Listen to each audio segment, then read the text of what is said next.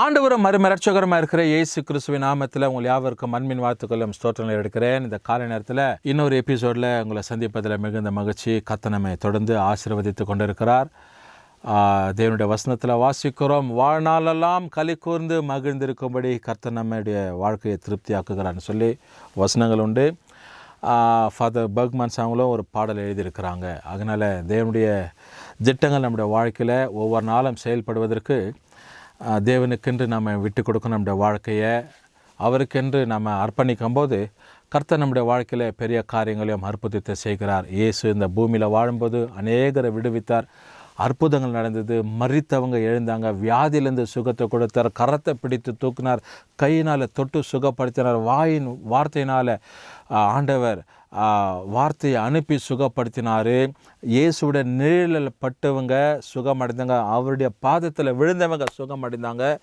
இப்படி பல காரியங்களை இந்த 4 சுவிசேஷ புத்தகத்தை நம்ம வாசிக்கிறோம். இயேசு 33 வருஷம் வாழ்ந்து 3 வருஷத்தை தான் ஊழியத்தை செய்தார். 3 வருஷத்தில் ஏராளமான நன்மைகளை ஆண்டவர் அற்புதங்களையும் அடையாளங்களை செய்து வந்தார். இது நம்முடைய வாழ்க்கைக்கு உதாரணமாய் நமக்கு காணப்படுகிறது. கர்த்தர் நம்மை ஆசீர்வதிக்கிறார். ஆகினால இப்படிப்பட்ட காரியங்களில் கர்த்தர் நம்மை ஆசீர்வதிக்கணும் அப்படின்னா நாம் உண்மை உள்ளவர்களாக இருக்கணும்னு சொல்லி வசனத்தில் தேவன் நமக்கு எதிர்பார்க்கிறார். அதனால் நம்ம வசனத்தை போதிக்கிறவர் மாத்திரமே அதன்படி கை கொள்ளும்போது தேவன் அதில் திருப்தியாகிறவர், அதில் நம்ம ஆசீர்வதிக்கிறவர்னு சொல்லி எந்த ஒரு சந்தேகமும் கிடையவே கிடையாது.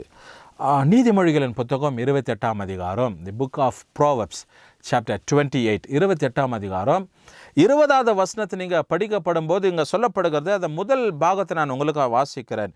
உண்மை உள்ள மனுஷன் பரிபூர்ண ஆசீர்வாதங்களை பெறுவான் அப்படின்னு சொல்லி ஆண்டோட வசனத்தில் நம்ம வாசிக்கிறோம். ஆகினால a faithful man shall abound with blessings. உண்மை உள்ள மனுஷன், தேவனுக்கு யாரெல்லாம் உண்மையாக இருக்கிறார்களோ அவர்களை கர்த்தர் ஆசீர்வதிப்பார். இதற்கு அநேக உதாரணங்கள் வேதத்தில் உண்டு. ஏற்கனவே அந்த உதாரணங்களை செய்தியாக மற்ற எபிசோடில் நம்ம பார்த்துருக்குறோம். இதற்கு நல்ல ஒரு உதாரணம் யாருன்னா யோபு இருக்கிறாரு. உத்தமனும் சன்மார்க்கனும் தேவனுக்கு பயப்படுகிற மனுஷனாக இருந்தார். அப்போஸ்தலர் 10ஆம் அதிகாரத்தில் பார்க்கும்போது கொர்நேலியு என்ற மனுஷன் இருந்தார். தேவனுக்கு பயந்து பொல்லாப்புக்கு விலகி தேவன் குடும்பத்தோரோடு கூட ஆண்டவர் நோக்கி பார்க்கிறவனாக இருந்தான். எசேக்கியா, உங்களுக்கு தெரியும், எசேக்கியா வியாதிப்பட்ட போது தேவ சமூகத்தில் அவன் தேவனை நோக்கி அபாயம் எடுக்கிறான். தேவனுடைய வாழ்க்கையில் அற்புதத்தை செய்தார். இவர்களெல்லாம் தேவனுக்கு உண்மை உள்ளவர்களாக இருந்தால் they were all a faithful person to the Lord. அப்படி யாரெல்லாம் உண்மை உள்ளவர்களாக இருக்கிறார்களோ அவங்க வாழ்க்கையில் கர்த்தர் அநேக நன்மைகளையும் ஆசீர்வாதத்தையும் கட்டளிடுகிறவராக இருக்கிறார். எனக்கு அருமையான தேவ ஜனமே, இன்றைக்கு ஆண்டவர் நம்ம பார்த்து சொல்கிறார், உண்மை உள்ள மனுஷனாய், உண்மை உள்ள மனுஷியாய், தீங்கு நினைக்காதவங்க, மற்றவங்க பொருளுக்கு ஆசைப்படாதவங்க, 10 கட்டளையில் எழுதப்பட்டிருக்கிற 10 கற்பனைகள், 10 கட்டளைகள், ஆண்டவர் என்ன கற்பனைகளை எழுதினாரோ அந்த கற்பனைகளை கை கொள்ளுகிறவர்கள், அதற்கு மாறாய் வித்தியாசமாக புதிய ஏற்பாட்டில் 2 கற்பனைகள் எழுதினார், 2 பலகைகள் எழுதினார். இதை கை கொள்ளுகிறவங்க, இப்படிப்பட்டவங்க தான் உண்மை உள்ள மனிதர்கள். இன்னும் பலரை ஆண்டவர் ஆசீர்வதிச்சார். அவங்களெல்லாம் உண்மை உள்ளவர்களாக இருந்திருக்காங்க. வேதத்தில் சத்தியம் உள்ளவர்களாக, நீதி உள்ளவர்களாக இருந்திருக்கிறாங்க. அவர்களை கர்த்தர் ராஜாக்களின் நாட்களில், தீர்க்க தரிசனத்தின் நாட்களில், இன்னுமாக அநேக காரியங்களில் ஆண்டவர் எடுத்து பயன்படுத்தி இருக்கிறார். ஏனென்றால் தேவனுக்கு உண்மை உள்ளவர்களாக இருந்திருக்கிறாங்க.